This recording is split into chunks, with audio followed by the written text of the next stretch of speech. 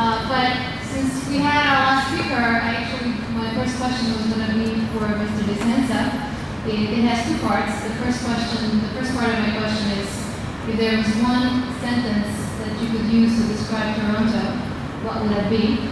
And also, what kind of ideas would you recommend, or what kind of ideas could agencies like Invest in Macedonia or others steal from Invest Toronto to kind of get the process going in Macedonia?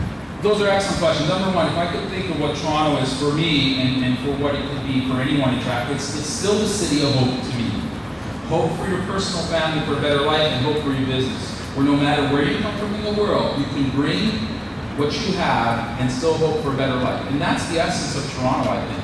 People come here, it's the last place in the world, I think, where you can come from anywhere and still put your bags down, arrive at Union Station, arrive at Pearson, and hope to create a better dream. And I think many people in this room have it. So that's the way I describe Toronto, whether it's for yourself or for your business. And I think Macedonia can do it. If you're going to attract business, you got to give them hope that it's better here than somewhere else.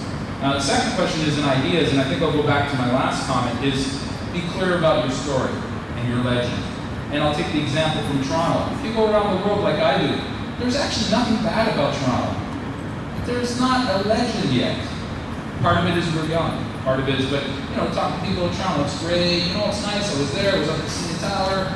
So for example, with the G20, what we're trying to do is get people to create a legend. So when they come here, we've gone out to the international press, we've gone down to Washington, we've been overseas, and we've had posted them here to make sure when they come here, when they go to Macedonia, or when they meet Macedonians around the world, that they're going to write more about the political system, or what's going on with the EU, or you join it, but they're going to write about the legend. So we're spending time identifying what the legend is, and getting other people to tell the story. So I would say, get a strong hold on what is the value proposition, and make sure that you identify who your storytellers are, and get them the background to tell the story, because that's where it's going to be very much credible, and that's where it's going to be leveraged.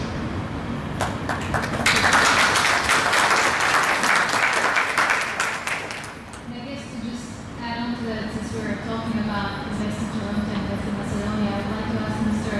Zafirovski, in your dealings with other countries in your previous posts, whether GE or Hotel or Motorola, how do the activities of the Macedonian government or agencies such as Invest in Macedonia compare to those of other countries with whom we dealt? Well, it's a great question. I'll separate the answer in two parts. First one is the format and the foundation.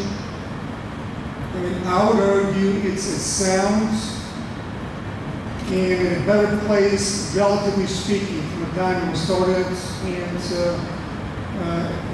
was being implemented than any other country I've seen. I think part of it is that, starting with the government, the current Prime Minister, and I think the openness previous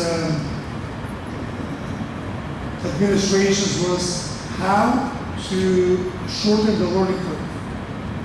And they're open to asking, whether John Bitove Sr., myself, John Jr., and other people, what have you seen in Canada, the United States, or elsewhere? And I remember having a discussion with Viktor Mizo 2-3 years ago. I was very impressed with the Turkish minister that has the same responsibilities as Viktor. I was also very impressed with Singapore or Ireland. So I think there's an openness of how to shortcut the learning curve, if you will, if they have processes in place.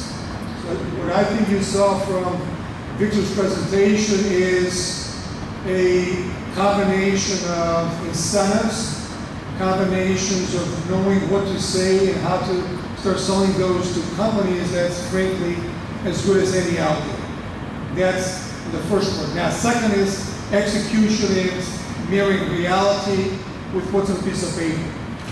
It's going to take lots of hard work. We've now had a kind of an openness, a rule of law, if you will, in the commercial environment. And that's how I was frankly holding my breath. What's going to be the experience from Johnson Controls, Johnson Medic? So far, so good on balance.